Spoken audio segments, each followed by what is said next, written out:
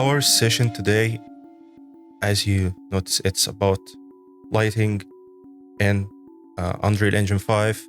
And specifically, we are going to talk about Lumen and Mega Lights. And that's because they are pretty new features. Lumen has been released since the early access, I guess, was back in 2022. I'm not entirely sure, but yeah, it has been out for almost 2 or 3 years now. And I was using it since it was released in the early access. It was awful at the first, and it had a lot of limitations and issues. And when you start using it in your environment, you see this kind of noise and like inconsistency in indirect lighting and bounces. So yeah, it's much better now, and it have been improved over the past 3 years. And we have also the new feature Megalights. We will talk about it today and see a lot of examples about it to start using it in our projects. It's a pretty new feature and it's still experimental, and we can expect to have some issues from it, like Lumen. But the main concept behind it is very good, because it will enable us to use a lot of lights inside our scenes and projects and still keep or save some performance. So let's start with the workshop outline. The direct lighting and the direct lighting, I was saying that it's about terminology, or it's not an expression, but a terminology you should know. And you have to be able to differentiate between the direct lighting and indirect lighting in order to get a better understanding of your lighting and to try to fix the issues you might get.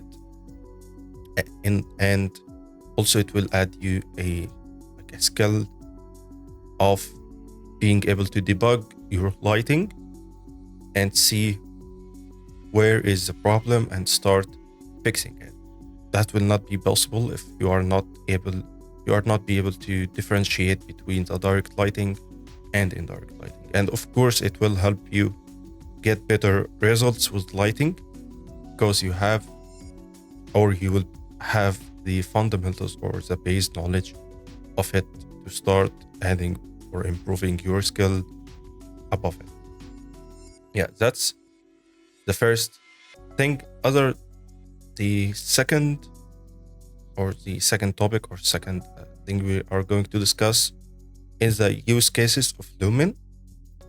We will discuss the Lumen in the indirect lighting, but also we will discuss how to use it, the best practices of it, and that will drive us to the limitations of Lumen. Still has some limitations right now. Of course, it's much better than before, but the limitations are still in there. Also, we'll do the same thing for Megalights. We'll show some use cases for it, best practices, and how to avoid or to know the limitations as well of it, and how it will be fixed very soon in the next versions of the engine. And at the end, we will try to do a quick light setup for a project. I hope, if we have some time at the end. If not, I will break down a project I did before or multiple projects to see how Lumen and Megalights affected the end result of it. Yeah, so let's start with the lighting terminology, the direct lighting and indirect lighting. The Megalights are categorized as direct lighting solution, and also the indirect lighting has the Lumen, which is a global illumination solution, but it's not very obvious right now. So I'm going to go to my engine. I have a project that this is a very basic map with the lighting in it. So I'm going to delete each lighting actor and get a black result. Going to go to unlit mode to see the floor, and I will drag a cube, for example. I'm going to show you now the difference between direct and indirect lighting because it will not be visible in the presentation very well. So I will try to explain that in a good practice. I've just scaled it and I will drag a point light. Now we see the point light, it's affecting our surface, and I want to just scale it a little bit more. And I want to discuss now the difference between direct and indirect lighting. Let's go over the detail panel. In the point light settings, we have indirect lighting intensity, set it to 0. And also we want to get rid of auto exposure just very quickly. I'll go to project settings. And before that, I'll show you the auto exposure issues. If we try to look at a very bright surface or a very bright light, the exposure will try to adjust it automatically. And how does it work? It's being darker in brighter area. And if we switch it to a very black area, you start to see some light going in there and it starts being a bit bright.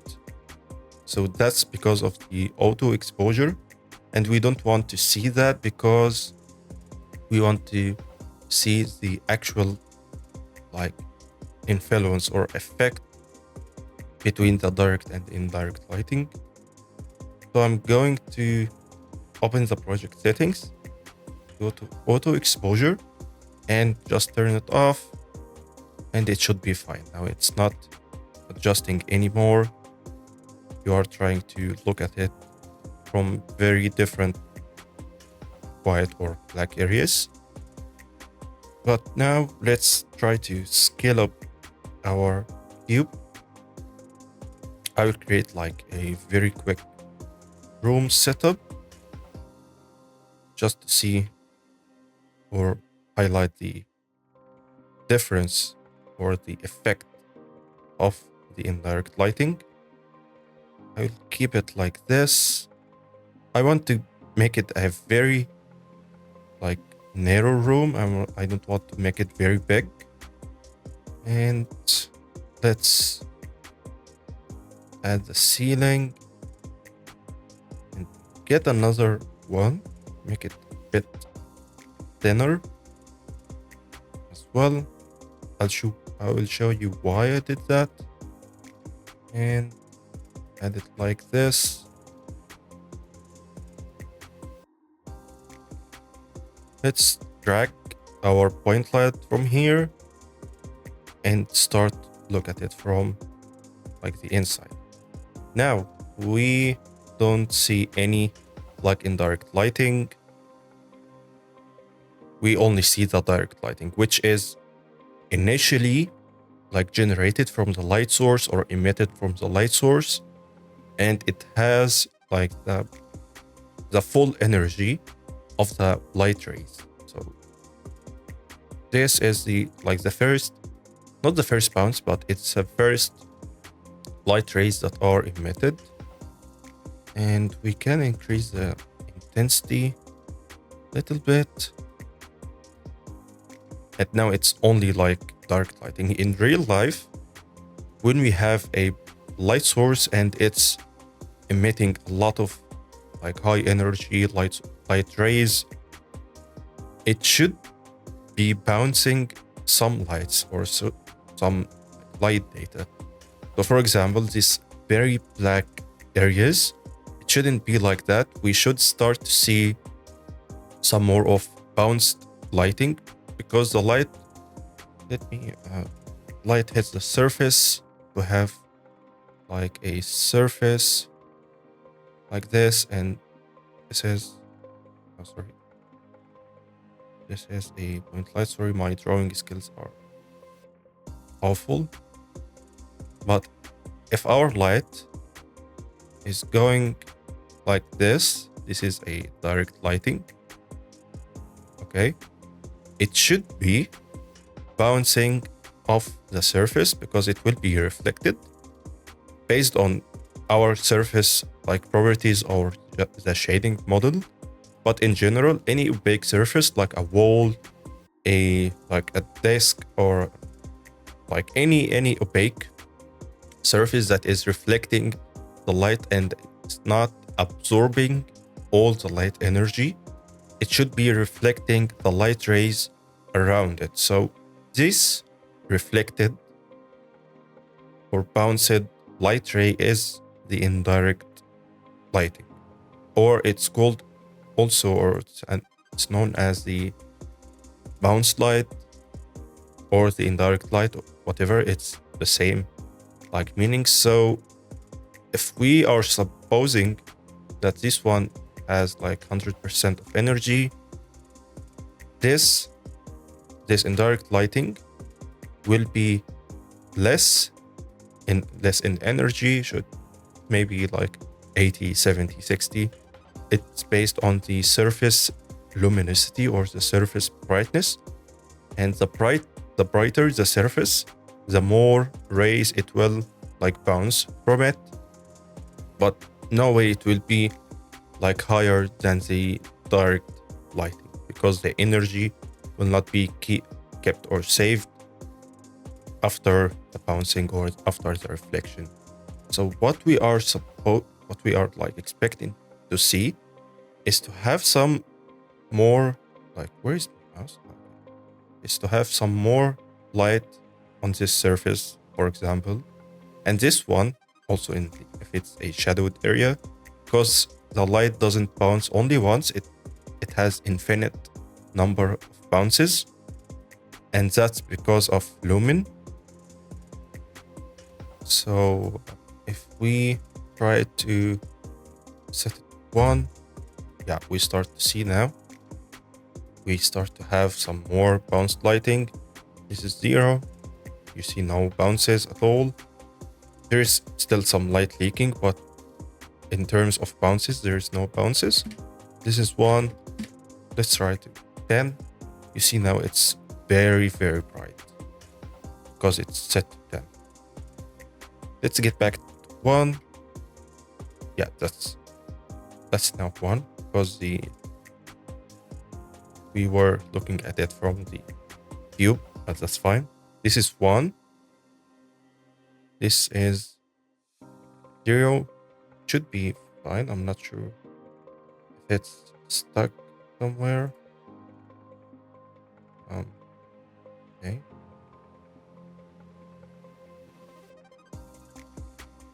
Let me check the project settings,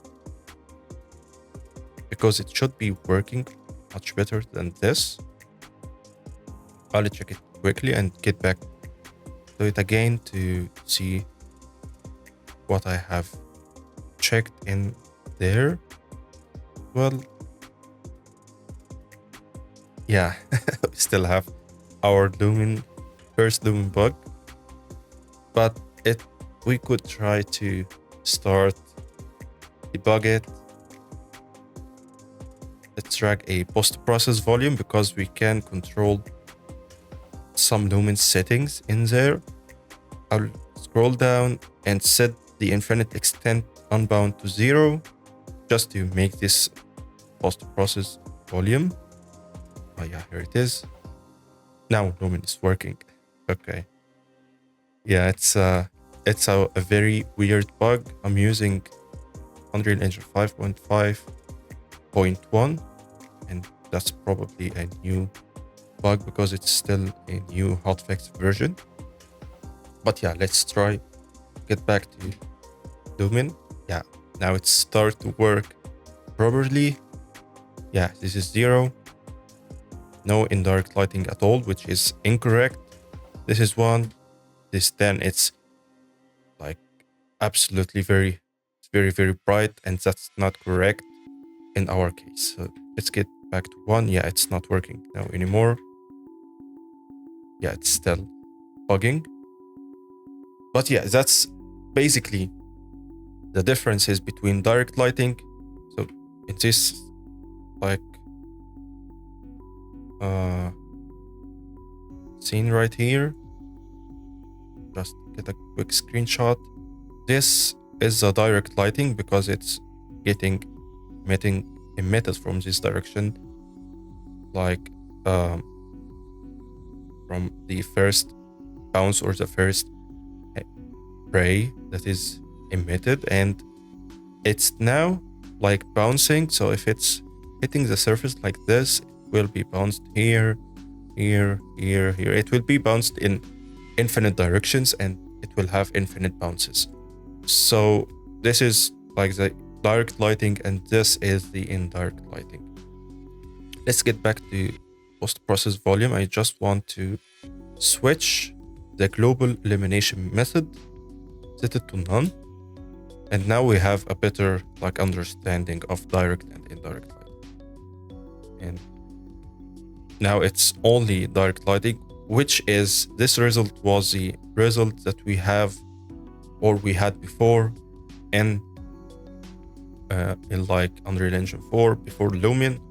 We still had some other solutions like screen space, global illumination, or it has also other like solutions. But now with Lumen, it's much easier and it has very good result. And before, if we wanted to get this kind of result, we will switch to like baked lighting or static, or it's not a fully dynamic light. So that's it for the direct and indirect lighting. Now we see it's a huge difference between them, and it's really adding a lot to the scene and the lighting with minimal effort, not like before. So before we had to do some more like baking or light baking in our environment, which takes a lot of time to get this kind of result, and it was not fully dynamic at all. So we don't like have the possibility to move our lights in real time unless for like certain or specific situations. But it was very cheap to work with, and it almost cost like nothing on the GPU. However, Lumen is a bit expensive on GPU, so you have to be aware of it when you are using it. So yeah, that's pretty much it. The difference between direct lighting and indirect lighting. We will discuss Megalights as well in like after Lumen, but why I did like type the Megalights here like in like a subcategory of direct lighting, because it's a solution for the direct, or it's not a solution like the global illumination like Lumen. It's a solution for the direct or the like initial emitted light rays or light source. So it's working on that kind of like lighting type, not like Lumen. It's Lumen is working with or dealing with the indirect lighting or the global illumination. That's why Megalights are like categorized or subcategorized as direct lighting solutions. Now we have some more like not terminologies but more definitions about Lumen. We almost discussed all of them, but we still have to do a quick recap. It's a fully dynamic global illumination, and you can control it in real time. You can like turn off and on the lights, move them, change any properties you want in runtime, like during you are playing in the game itself. Of course, you can in Baked Light you can change the lighting in the editor, but you will have to do a baking like process again and wait to see the result. In Lumen, you don't need to do that because you see all the results in real time. Second, we discussed it also, which is the infinite diffuse bounces. And as it's like saying, it's start to like bouncing the lights all over the space around it based on the intensity of the light source and based on the surface luminosity or the surface brightness, and also the indirect lighting intensity, which you set like separately in each light source. Also, it has a more balanced sky lighting. I'll show that to you right now. And the more balanced sky lighting, we mean that before, if we have a skylight and we set like the intensity for it based on an HDRI or an image, it will set the interiors as bright as the exteriors or vice versa based on the intensity you are adjusting in. But with Lumen, it started to be more balanced and you will have darker indoors or interiors and brighter exteriors. And it's very essential for people who are working with HDRIs. And of course, it adds like very soft indirect lighting or very soft shadows that is simulated from the HDRI or the sky lighting.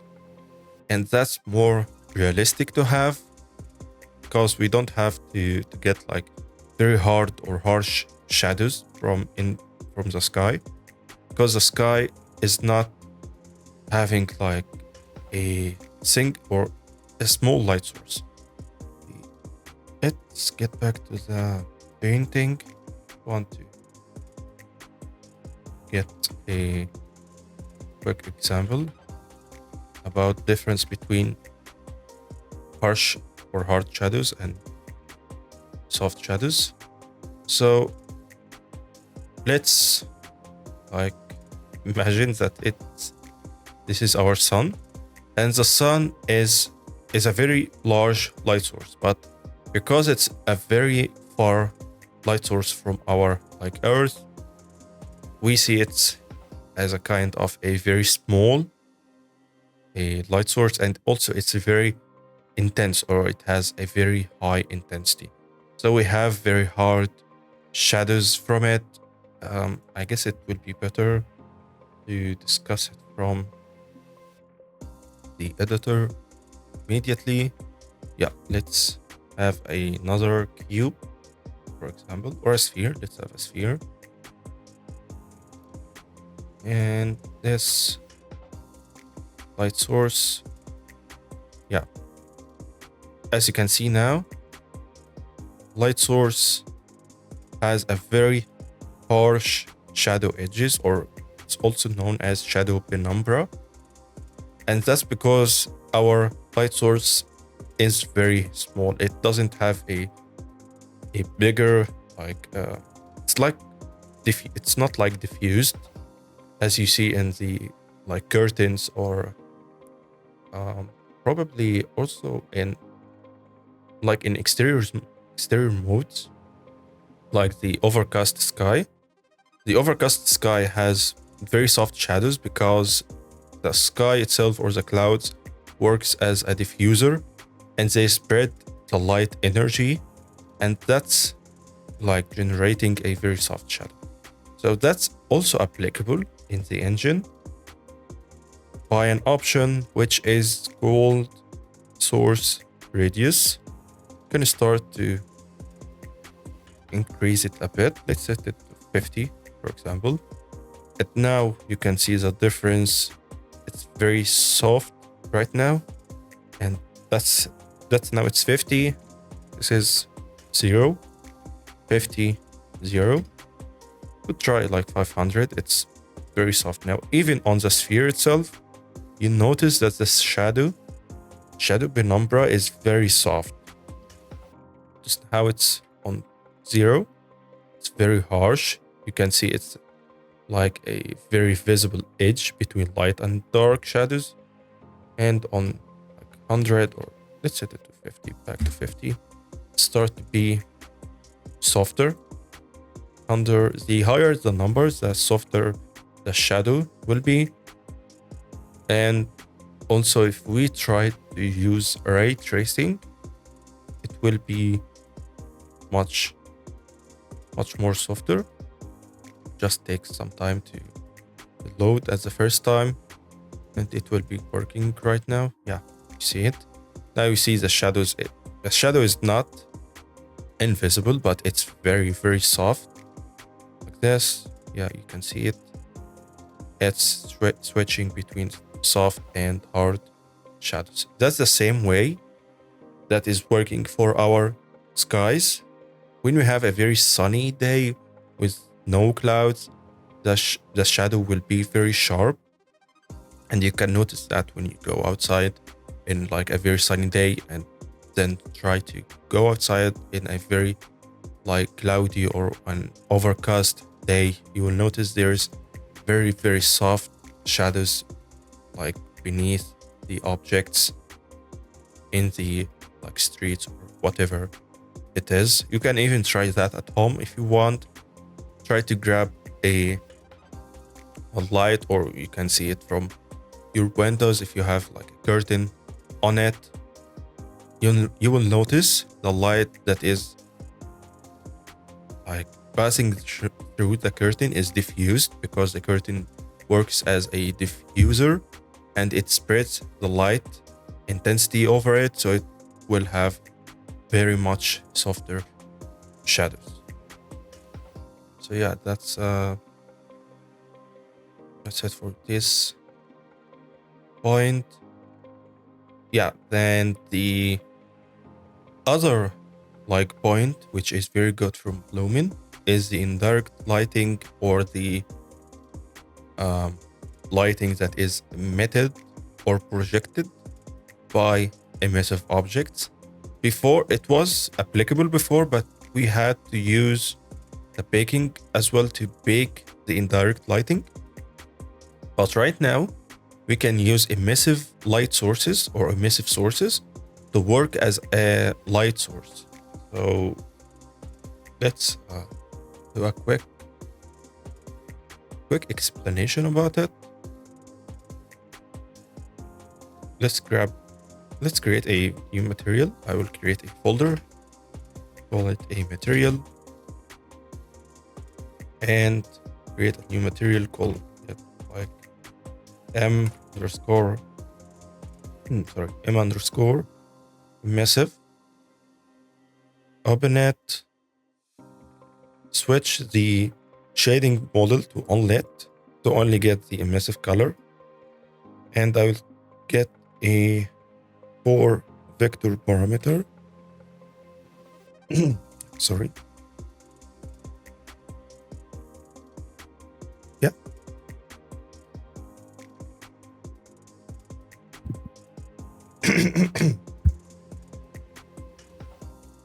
That's a constant for vector. That just to get a color, and switch it to parameter. So keep it like emissive color. Give it a value of 1, and I will do a multiplication process to be able to add a parameter of like intensity of it. I will get another constant, which is 1 vector, converted to parameter. I know I'm not going through it step by step, but we will not be able to like explain how shaders work or the materials editor work inside the engine this time. But I just quickly created an emissive material with an parameter to control the brightness or the amount of brightness. So just close it and create a material instance and call it emissive underscore like 01. And let's get a plane. Okay, plane, flip it just to see it very well, and give it this emissive material. Yeah, let's go to a very black area, okay, like here, and you can see it's emitting lighting or indirect lighting. And I'm not sure if there's a third person character in here. Yeah, that's very good. Yeah, if you notice it's emitting lighting like a light source, and it has very, very like subtle soft shadows because it's a very huge light source. I'm not sure if we like get it much smaller and increased the intensity or the brightness of it.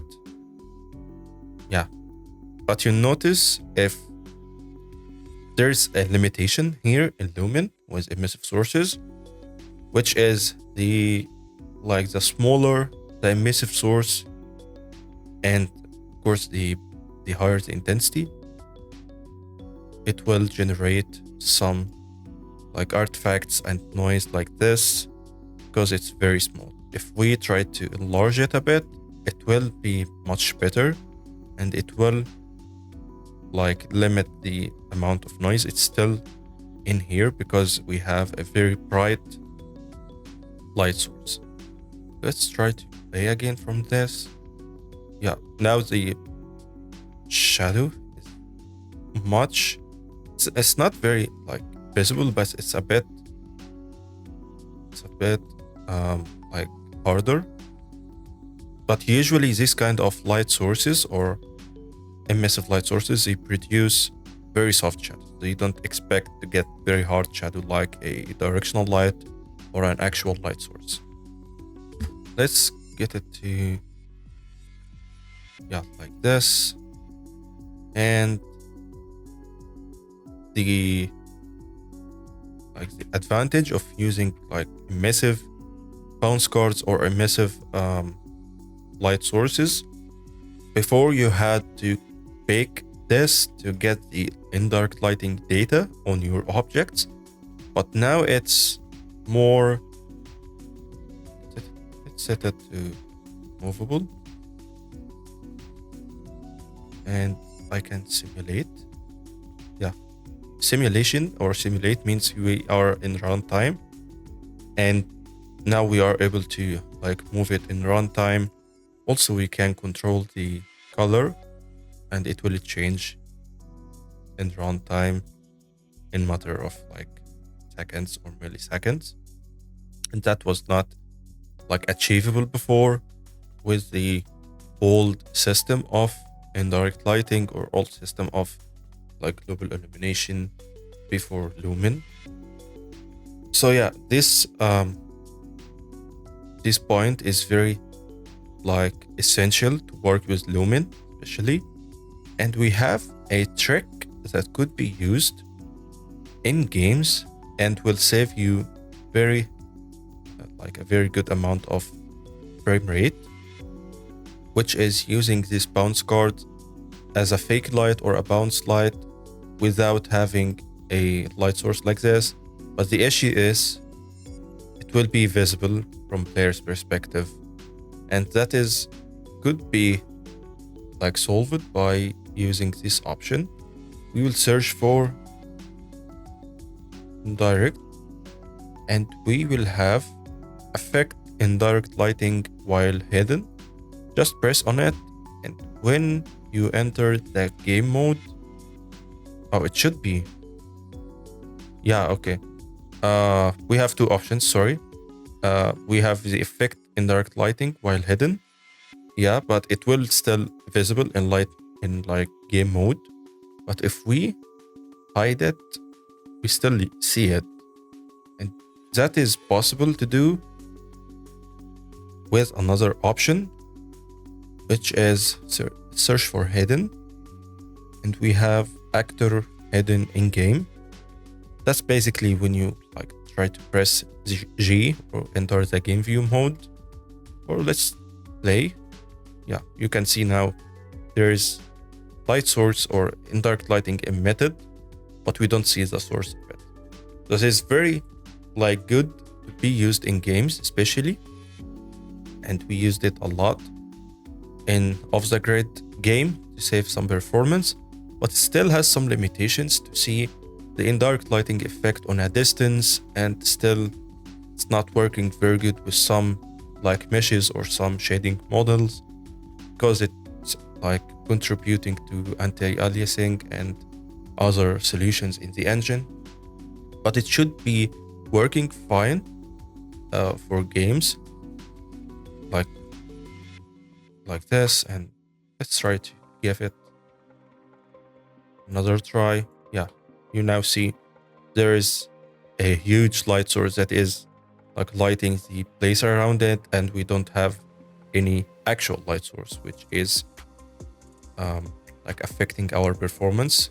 Of course, this only one, it will not affect or hurt the performance a lot, but in a very rich environment, it will be like a nightmare to have a big amount of light sources. So using bounce cards, this technique is known as bounce cards or emissive cards, is very good to be used in games to save some performance. And it's also good to be used in like very dark areas where we don't want to add a light source in there, and we want to make it feel like it's more natural because of there's a light source, but it's very like far from it, or there is an indirect lighting that should be in here, but we don't need to, or we don't want to like play with other parameters and like mess with it. So for example, if we have like a directional light in there, let's like give a quick example. Let's get inside here. I will remove this point light, and yeah, the indirect lighting now is lighting our small room. But for example, we don't want to mess a lot with indirect lighting. If we want to keep this room a bit brighter, we don't need to mess with the indirect light intensity and keep it like 5, because this will like ruin other places. So instead, we can grab our emissive card, get it in here. Of course, it's very bright, but I'm just showing it as an example, and keep it like this. And now it's very bright, like if it's bouncing from the actual light source, which is the sunlight or the direction. This is very bright right now, but yeah, that's a quick example to show the use cases of Lumen and how to deal with it in different situations. So yeah, that's it for this topic. Yeah, we showed how to use it with emissive cards, to use it without actual light sources, and we showed some limitations of it. But we still have some project settings that have to be like done in order to get the like full quality of Lumen. We will go to project settings again, scroll down to rendering, and we have some project settings or options to work with. First one is dynamic global illumination method. We have to set it to Lumen, as well as the reflection method, set it to Lumen as well. And in Lumen category, we have these options, but before it, we have to enable support hardware ray tracing. That if your graphics card is already supporting this feature, and if it's not, Lumen will start to calculate or do other like calculations to fake or get a good quality, like the hardware ray tracing. And this is called software ray tracing because it's based on the CPU and not the GPU. And it's a bit cheaper to use the software ray tracing, but in like as a result, it's not very effective as a ray tracing.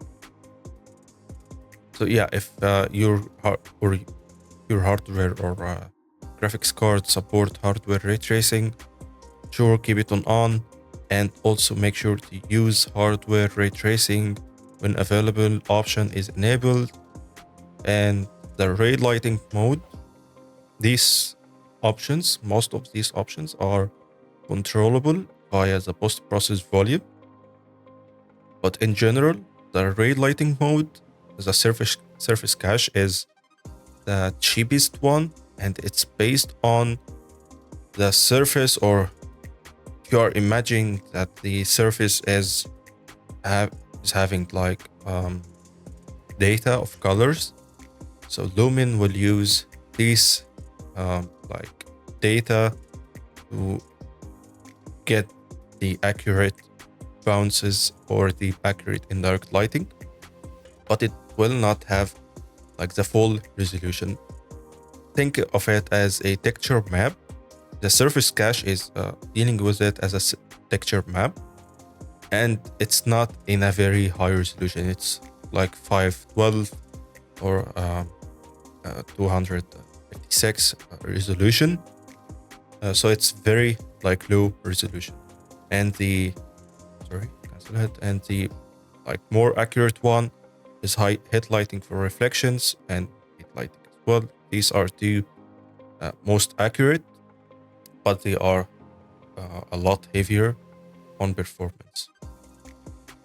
These options as well should be kept as they are, and they are controllable in the post-process, most of them. As the software ray tracing mode, if you are using the software ray tracing, you can keep it on detail tracing. It will give you better like results based on every object or every mesh in your scene, and it's using the distance field shadows, or not distance field shadows. It's using the distance field data or mesh distance field of each object. So it's not using it globally. It's using it based on object or per object. So the global tracing is very good as well, but it's more or it's less accurate, of course, and it saves more performance, but it's not like very visible in performance, even for big projects. So yeah, keeping it on detail tracing is very good, of course. And the option for Megalights, you will find it here under direct lighting. I'll keep it to on to see the effect of it later on. And yeah, that's usually it for Lumen and Megalights as well. And we have the generate mesh distance field. This should be turned on.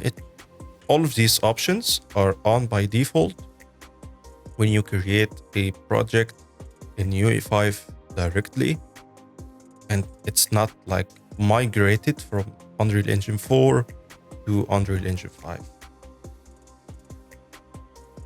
Then we have other options. Scroll down to platforms, Windows, and this shader model 6 should be enabled, and default RHI should be set to DirectX. All of these options should be enabled like this, and some of them might require a restart to the project, and it will compile some shaders in order to calculate your like preferences in a very proper way. So yeah, that's it for this global illumination project settings. All of them are sorted here in this slide. We went through all of them one by one. Yeah, and also I forgot to mention about the allow static lighting. Let's get back to the project settings. There is allow static lighting. Yeah, it's turned off by default in the engine, and that's to like eliminate any static lighting data in the project and keep it on dynamic, or which is movable in the engine, or stated as movable, and that will help you get the best results of Lumen, as well as in ambient occlusion, to keep it or let Lumen calculate it for you in a proper solution. And also we have the ambient occlusion. Yeah, it's ambient occlusion static fraction. As for baked lighting, you can keep it on or off. It's based on your preference, but usually if you are using dynamic lighting, this option, I guess it will not affect the results you will have. It's only for baked lighting or static lighting, which we disabled in the option before that. Yeah, let's get back to it. Yeah, we have Megalights. Yeah, the project settings of them, we stated in the projects of Lumen, it only has one option, which is Megalights, but it has other options that are controlled per light actor. Let's get back to the engine. And the Mega Lights are used with direct light or rectangular lights. It's also known as area light. You are using Maya or 3ds Max or other software, it's known as area light. That's because it has a barn door. It's more of a rectangular light, and by default it has very soft shadows. Let's try it with a sphere and increase the intensity. Yeah, you can see it has some kind of soft shadows. That's because it's already has bigger size than the other light sources, and the bigger the size, the softer the shadows will be. Let's set it to movable, and let's start showing the FPS, and I will go to advanced and will disable Megalights. We have allow Megalights. I will keep it to off. You will notice it's affecting the shadows, which is one of the limitations of it. I will get 3 or it's 5 lights right now. I guess it's around 9 to 10 milliseconds, and they are not using Megalights. We turned on Megalights. It's not very visible right now. Let's get more lights into it. Yeah, it starts to see some more artifacts in here, but that's fine. We want to demonstrate the effect of it. We have allow Megalights. Notice it's still on 10, or it starts to be in 12 or 11 or 12 milliseconds. With it, yeah, it's back to 9 or 10 milliseconds.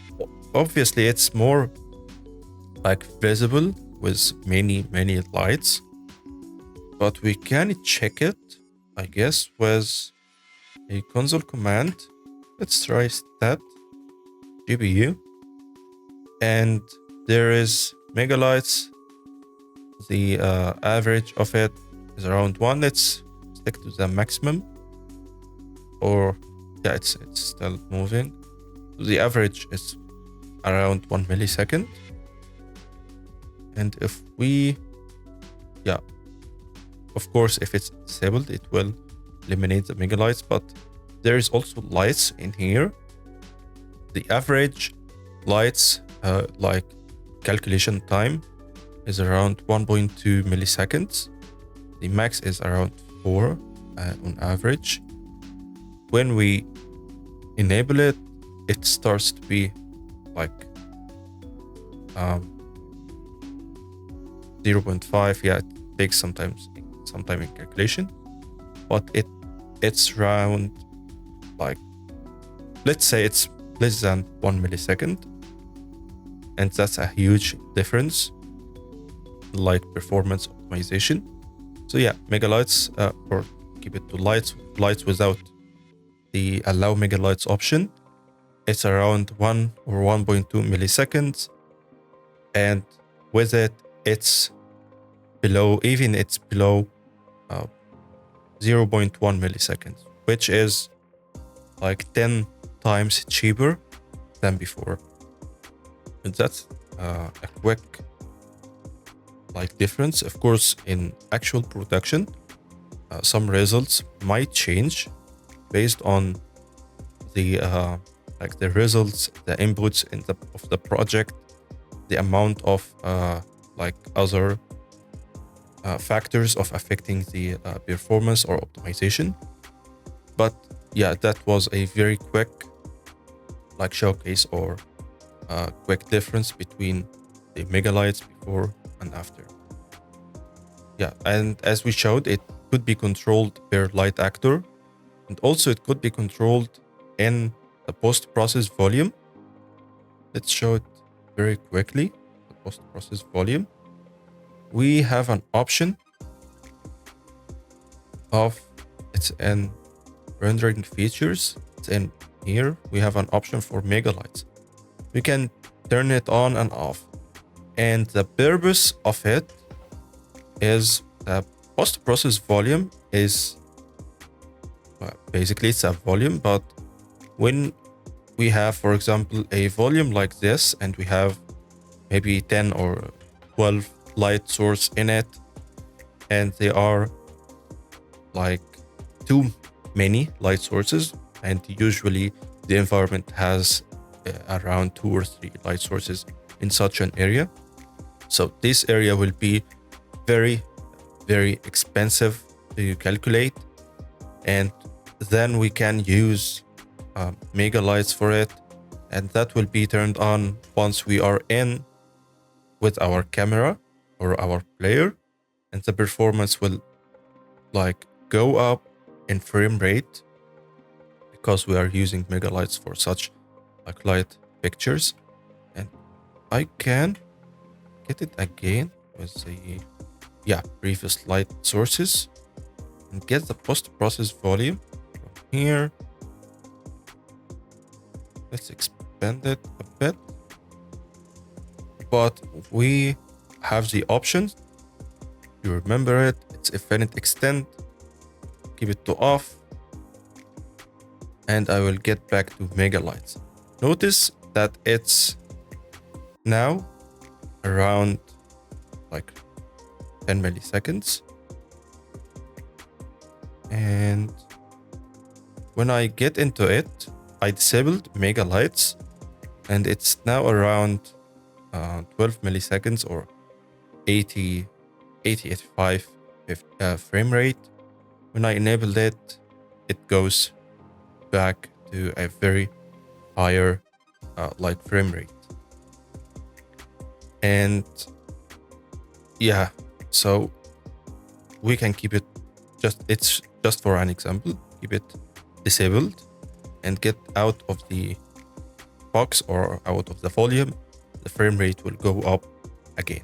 So the importance or the benefit of it to have much better performance, but it still has some limitations in the shadowing method, and specifically if you are using a lot of light sources like this situation, because it has a lot of overlapping light or light sources in the same vertex or pixel. and that's not easy to calculate. And they are still working on this feature to make it much faster and better in terms of result. So I guess that's it for this section about Megalights and Lumen, and we can start get some questions, I guess. Yeah, there is a question. How do you determine the correct indirect lighting amount? Is it a fixed mathematical number, or can it be changed based on artistic vision, even in realistic scenes?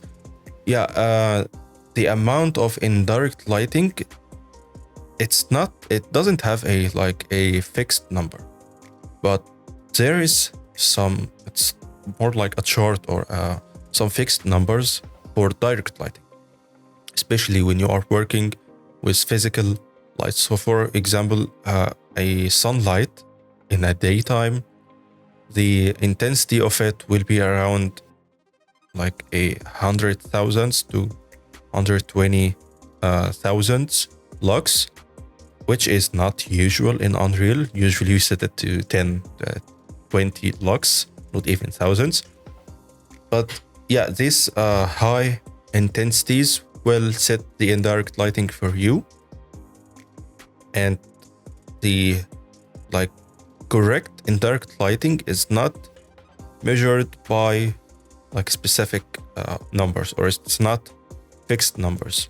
However, we try to eyeballing it and see what is good to have in this in such a situation, because sometimes we want to get or to make the indirect lighting much brighter than other scenes or places. So it's not fixed, or it doesn't have a fixed number, but it's more led to the artist vision or the art direction. And it also have to be more of balanced. Usually the indirect lighting will not be brighter than the direct lighting. It might be even less than the half the amount of the direct lighting, and that has a lot of factors. So for example, let's jump to the engine. I'll just give a quick example.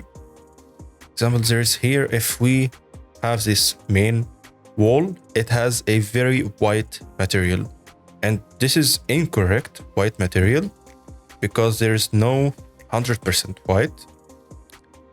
And the black, I'll search for black. The black unlit material is also not correct, but I will show you the difference in indirect lighting right now. Yeah, you noticed it's more dim now, or it's more dark than before. So this is before, this is after, before and after. So the indirect lighting intensity on the engine itself, or the light source itself, will not be having a fixed number, because it depends on the intensity of the light source and the indirect light intensity of the light source as well, and the the surface luminosity or the surface brightness. So it has 3 factors to have in mind. Yeah. Do you know when to use bounce cards? Is it during the optimization stage, or do you create these with other lights as you go, such as lamps or shop lights, etc.? It depends on the project, but usually it will be in the stage of optimization. In my preference, I want, or I prefer to use it in the optimization phase, but other people want to go in optimization while they are working on lighting.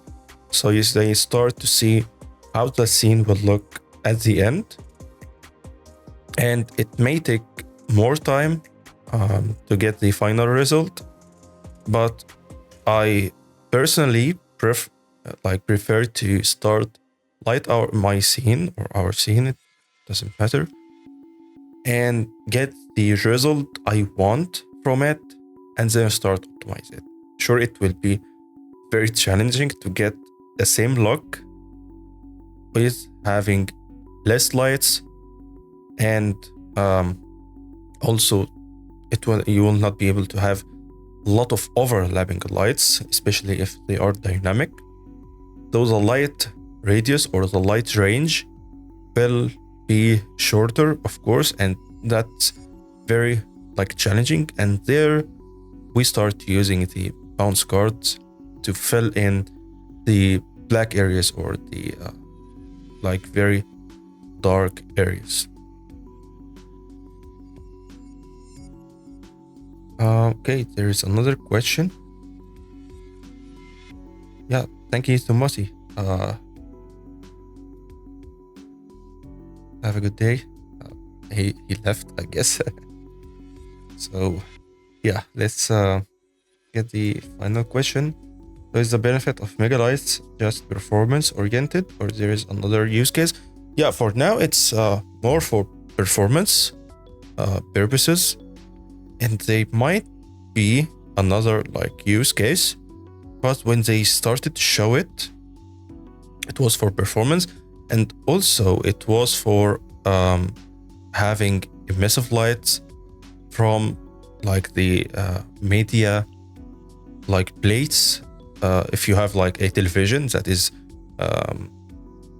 playing a movie, or doesn't matter, it's playing anything on it, and you want to get some emissive light or lighting data from it, I guess Megalights is working on it as a media source or a media plate. So it's not like before, and it started to use some more of these light data in the engine. And to have it before, especially if we have a media that is not static, it's moving, so the light will change. It's not the same if we are using light source. So the Megalights is working on this kind of light sources very well as well, and it's still also in development, so we will see a lot of issues from it. Right now it has some limitations in shadows, and the shadow quality is not as before. It has a lower resolution shadow quality because we have more light sources overlapping together. So having this or the same shadow quality will be, or it will not be very good for performance. So they reduced the resolution of the shadow quality. Yeah, I guess that's it for these questions.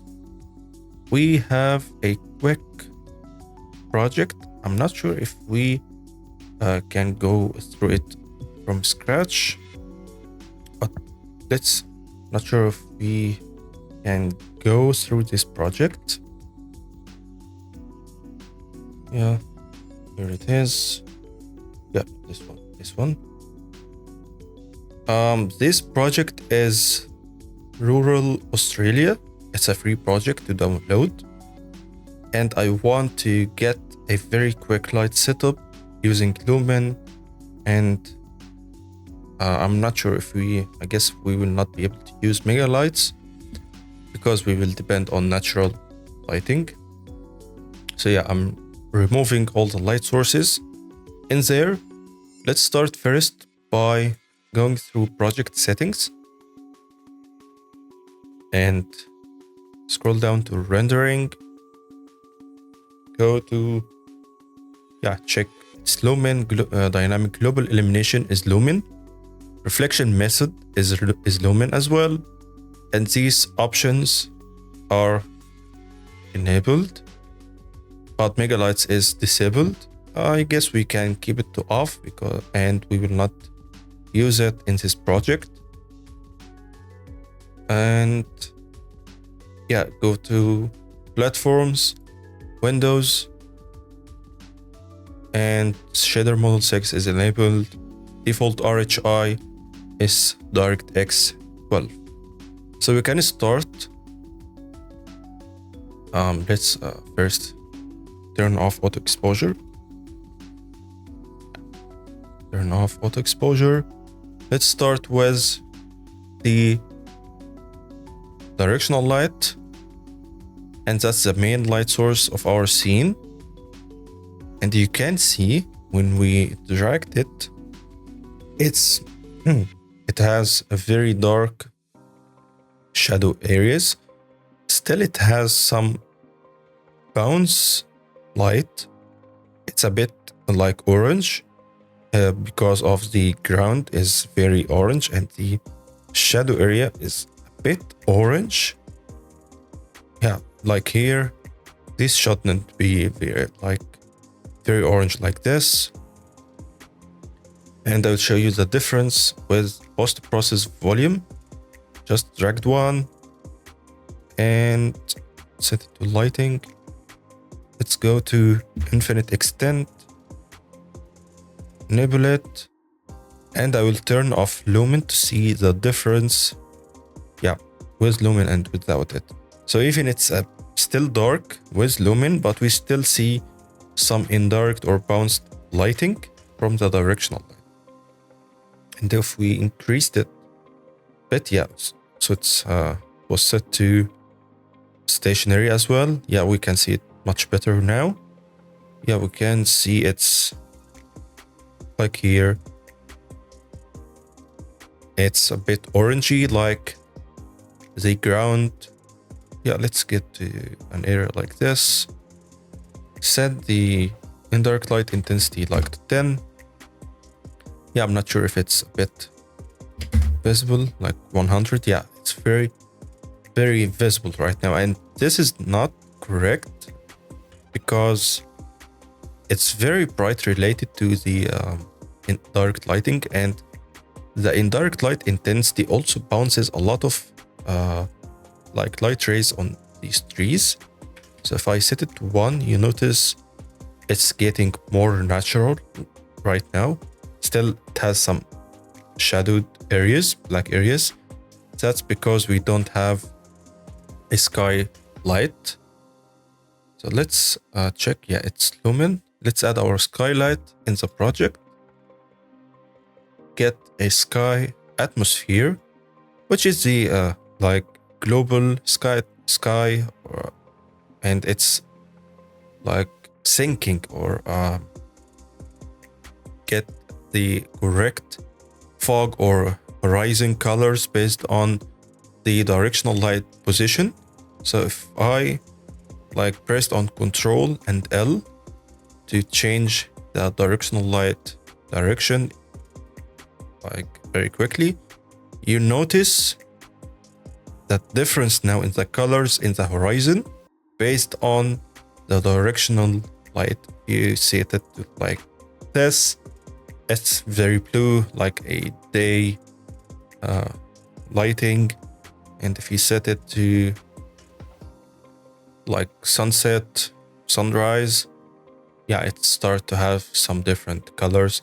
And the color temperature of the sun changes as well with its direction. And notice if we hide it, yeah, the color temperature of the sun is not changing. Yeah, notice before and after. It's very effective to set up a light mode very quickly, but we still lack a lot of indirect lighting in here. And in order to get our indirect lighting correctly, we have to use a sky light, or there's an HDRI backdrop as well. I'll show you how to use it right now. Set it to movable as well,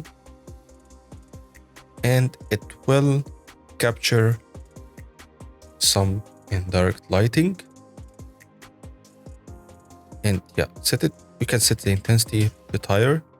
So this is with 10, intensity of 10. Yeah, it's much brighter, and it's getting like the data from the sky itself. But let's see what happens with the HDRI backdrop. Let's hide our light sources and set an HDRI backdrop in our scene. Yeah, scale it a bit. Put it to this. Yep. And yeah, you can see there is very soft indirect lighting coming from the HDRI. This is the HDRI. We can change the texture of it immediately. And based on the texture, the skylight or the indirect light, like intensity and colors, it changes. So let's try another one. You notice here, it's very different, like light mode, because it has a very different texture. Let's get it back to the first one. It's more like natural sky, and we can set the intensity of it as well. This is 10. It's very, very bright, but we can see it's illuminating our scene, and we start to see some indirect lighting in there, even without a directional light. So this is with the directional light right now. It's very bright, of course, and we can like predict, I guess the sun is coming from this direction. So let's set it to be like this, for example. And we can try to make it like 8 plus 10. I see 10. Yeah, 10 is very dense. Let's get back to the HDRI backdrop. I guess it should be a bit less in intensity. Maybe like 0.7. And the directional light is very intense right now. As well, I can see it in the trees, the road. So keep it to like 2. Yeah, it's more balanced right now, but we still need some more indirect light in the trees. And if we use the sky atmosphere, you notice when we unhide it, it changes the color temperature and the horizon colors. So we can keep it on or off based on your preference. If you want to set the colors and temperature manually in your directional light, and I prefer to do that, I used to like disable the sky atmosphere. And the skylights right now, we don't want to use it if we are using an HDRI backdrop, because the HDRI already have one in here and it has almost the same like option. So if we set it to 10, you notice it's very, very intense right now. Let's get it back to 1. Probably 1 is very dark. Could be 3 or 4. Usually don't like use very, very high or intense values in your sky lighting, because it affects the reflections in your scene. So the higher the values, the less accurate the results will be. So you probably will keep it to 2, 3. Some scenes I might use it about 7, which is a lot for this kind of scene. But for me, 7 will be probably for like night scene or indoor scene when I want to get more ambient or indirect lighting. But I always keep it balanced between direct and indirect lighting to keep it very like well in setup, and it's pleasing to look at. Of course, it's still very flat. That's very flat lighting. And if I change it, the direction very quickly, the lighting is still very flat, and we don't notice any like atmospherics. And that's because of the lack of the exponential height fog. Let's drag it in the scene. It's set to black. Notice if we increased the value or the color of it, it will start to add more like of light, or it's not a light, but it's like an offset to the shadows. But usually you don't want to keep it on black. You can try to like lift it a bit, be like this, or also you can use some color data to keep it more bluish and to fit like the sky. Yeah, like this. This is very intense, of course. So keep it to a very low value. And we can control the density as well. So you don't have only the color, we have density. We kept it 1. Yeah, it's very misty and like a storm in here. As 0.1, so it's very dense for such a day light setup. So we can keep it to default or increase it a bit. And the most important thing or option, which is the volumetric fog. It adds a lot of like atmospheric feeling of our lighting, and it's noticeable or very useful to have some God rays from our light source. So let's get it this from I want to get my sun hitting in this direction and get back to my sun or directional light. And there is an option called volumetric scattering intensity.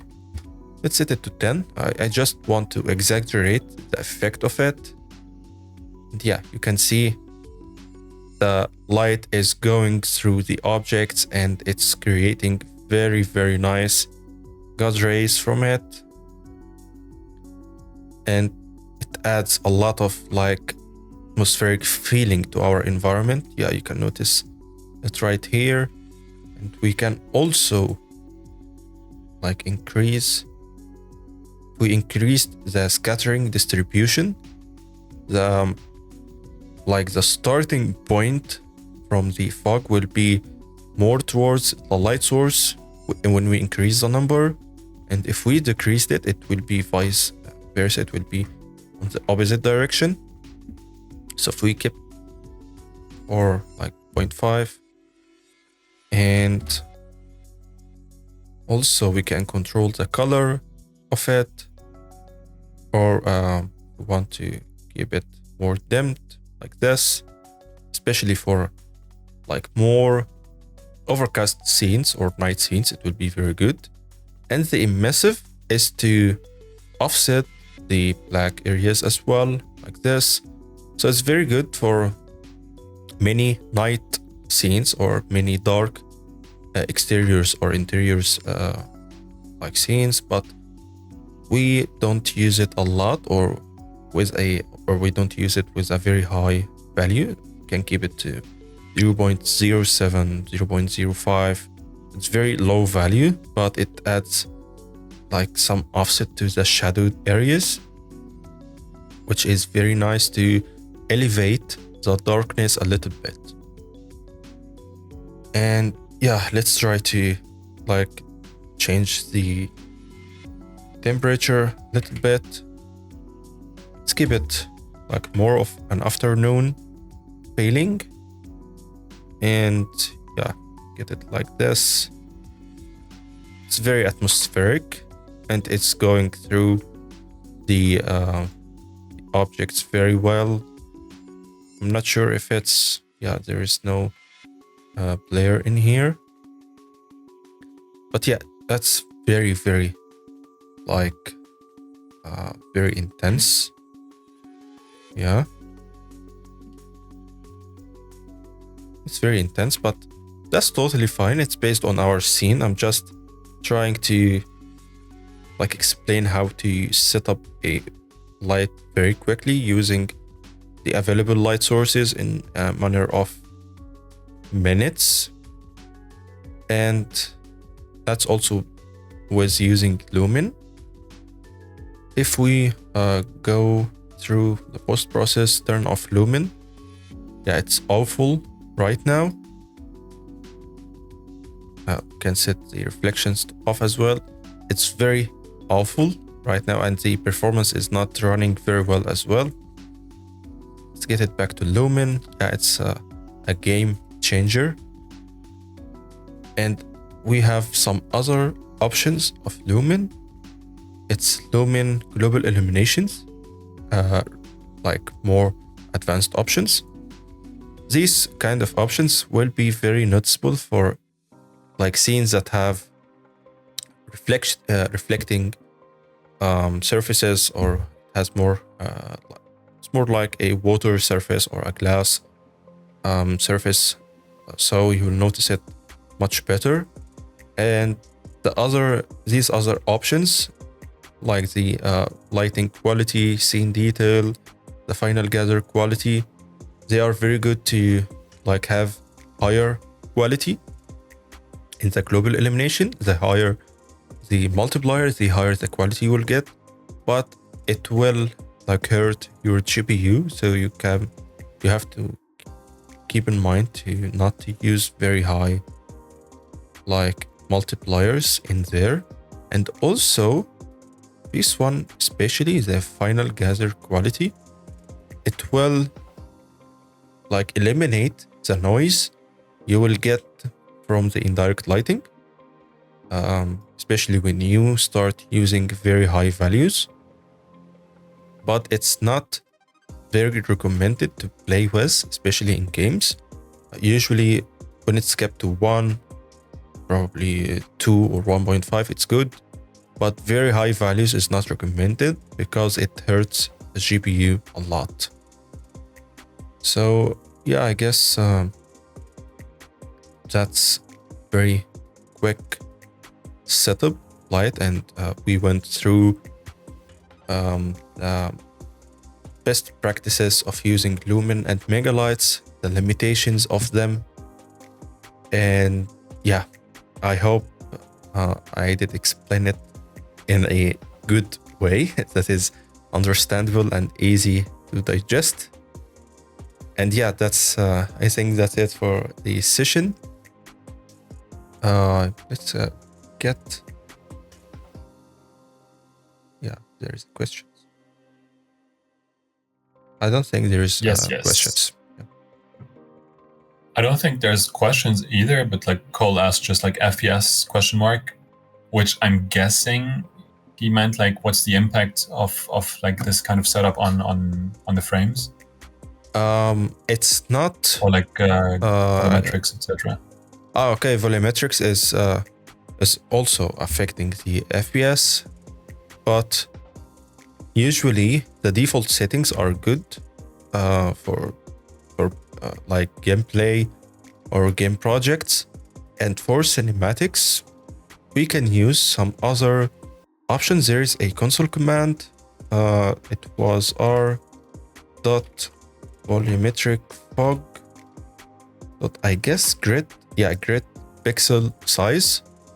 The default value is 8, and when we set it to 4, 2 or 1 is very like expensive on GPU. It's killer. It's a killer command on the GPU, and that's because the grid pixel size, it's more like a voxel, and the when you use a lower number, it increases the resolution of the voxels, which will give us like more sharp or cleaner cut rays. Right now it's very good, but sometimes we might notice it's like pixelated a bit. So this option or this console command will fix it. The default is 8. Probably it could be set to 4. It will be much better. Or if it's still very heavy, it could be set to a higher number. That's for games, of course. Okay. There is other 2 questions. Can you shortly describe how the skylight and HDRI affects the screen? Again, do they affect the indirect shadows and the color of meshes? Yeah, they affect the indirect shadows, of course. Let's unhide these ones. Yeah, so we now have the HDRI backdrop, only the HDRI, and it's illuminating our scene. We have some light data in here based on this HDRI. So if we changed it to another one, yeah, you can notice it's more bright right now, and it has some other like yellowish colors because of this HDRI. If we went to, yes, lighting only would be good. Detailed lighting. I'm not sure if it will be visible in here. Yeah, let's set it back. But usually the HDRI will affect the intensity of the indirect lighting. So the brightness of the texture will have an influence on the final intensity of the scene or the indirect lighting. And also the colors will matter. So if you have an HDRI backdrop that is sunset, for example, there is one for sunset. There is default cube map. It's very yellow. And you can notice it's very yellow indirect lighting. It's not natural. So the color of the sky, the color of the cube map or the HDRI will affect the scene, and the intensity of it as well will affect the entire indirect lighting intensity. And yeah, they don't affect or change the color meshes itself, but the lighting in general works as an additional or additive layer on top of the mesh color. So yeah, using a natural light HDRI or HDRI source texture like this will have more balanced light or our scene. Okay, there's another question. When disabling the allow static lighting, some assets turn black. At least for me, is there is a way to fix it? I guess I didn't have an issue like this before. But if you had some black like meshes, you could try probably go to world settings. Here, let's search for pre-computed. There is forced no pre-computed lighting. I guess you have to set it to on, and it will like remove any baked or static lighting from your scene as well as an like additional solution for it. And it might be like different from like engine to another one, so it might not work for you, or it might be fixed in another like engine version. We have another question. Yeah, there's one. In the sky atmosphere, it impacts the directional light additive. Yeah, the sky atmosphere affects the directional light's temperature or the color of it. And sometimes you may notice a change in the intensity based on the direction or the position of the directional light. And of course, the sky, like horizon itself, changes based on the sky or based on the sun light position. Yeah, I guess. I'm not sure if there's any other questions. Yeah, I don't think so. I don't see any either. Yeah. Last chance, anybody? Like, if you still have a question, I'll probably give you a minute to speak your piece. But a huge thank you to you, Karim, for providing us with so much knowledge, man. Like, I really appreciate the in-depth technical deep dives on the quirky aspects of Unreal Engine lighting. Thank you so much, and like honored to be here with you guys to get this chance to share some knowledge and get more in deep with the newest technologies in the in Unreal Engine, and get like following the new trend or the community that is working with these options. And also I wanted to share some more like learning resources to start get in more in-depth thoughts about the engine and lighting specifically. And the first one is, of course, William Faucher.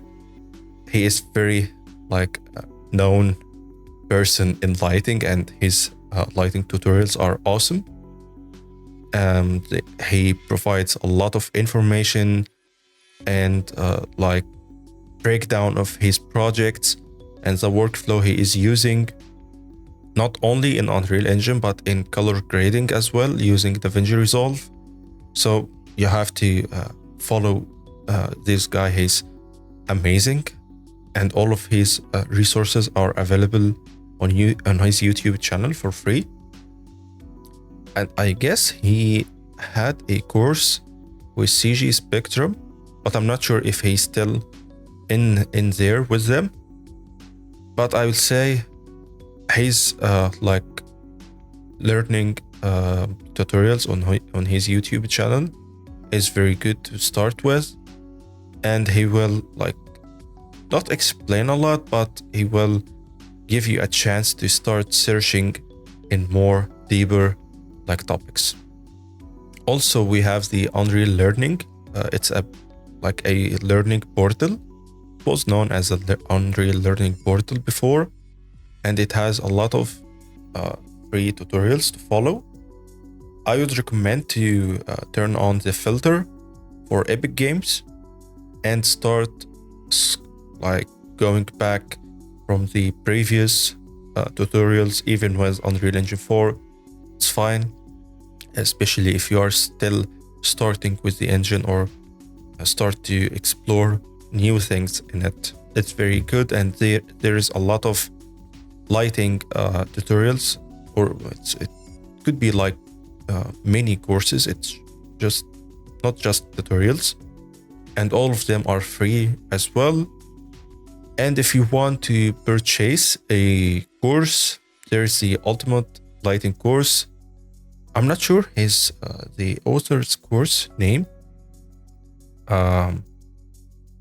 but this course explains a lot of like topics, especially working with physical lighting, how to set it up properly, how to work with it, how to set up proper exposure in your scene, and work with a lot of like post-process volumes, or like setting up exposure for interiors and exteriors with the same post-process if you want. So yeah, this course is a very in-depth course, and if you are still like starting or in a very beginner level with lighting, I don't recommend to start with it. Try to start with Unreal Learning lighting courses, or with William, and then start with this Ultimate Lighting course. And also the last link is a registration link for a platform that I will be publishing more advanced and in-depth courses on it. It's the platform is still in progress right now, but if you like register it in it, when it's published and ready, you will get like an notification on your email with the available courses. And right now I'm developing a course, but it will be available in Arabic only. And then on the platform, we will provide an English version of it, and it's totally online. You can learn it from anywhere at any time. and there will be, I guess, for it an option for like private mentorship. But I would say the course itself will be very good, and it should be for a fair price. I'm not sure how much, but usually it will, I guess it will be under 100 or even $80 for it, for a lifetime access. So yeah, I guess that's it for this session.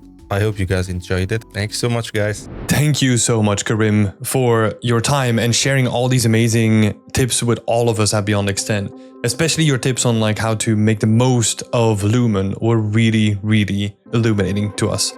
It's been amazing to have you, and we could not have done it without our support from our lovely community, which really make Beyond Extend like a community that is thriving and a nice place to learn with all of them.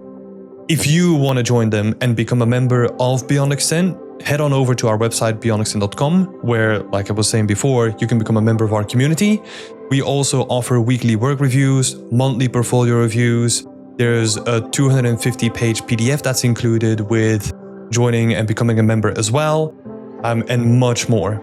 All the links for that can be found in the description down below. So if you want to become an environment artist yourself, that is the best place to go. Hope to see you there, and stay creative.